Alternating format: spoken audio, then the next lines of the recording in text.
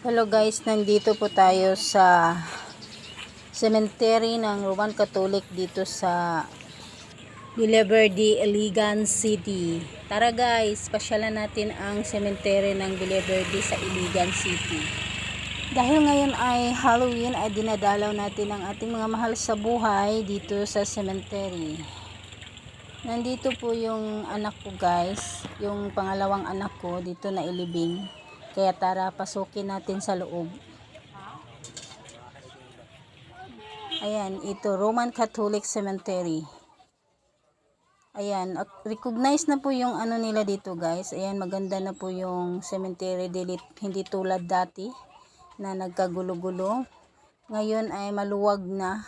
Ayan, na-arrange na po at maganda na po ang arrangement. Ayan, dito ay mga libing din yan guys. Yan, sa mga malaking cross.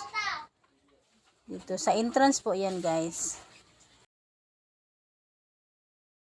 Ayan, nakapasok na po tayo. Ito po yung sa loob. Ayan, maluwag na po dito guys. Ayan, hindi na po siya masikip. Ito na po ang itsura ngayon ng Villaverde Cemetery. Dati kasi, pagpunta ko dito, ay napakasikip. At hindi po halos madaanan yung daan kasi sa sobrang liit. Ngayon ang luwag-luwag na guys. Ayan, malawak na po siya. Ayan, na-arrange na po siya. Dito yung malaking cross din sa loob. Kung wala na yung libing ng mahal natin sa buhay, dito na tayo magsisindi ng kandila. Yan. Dito po yung sindihan ng mga kandila.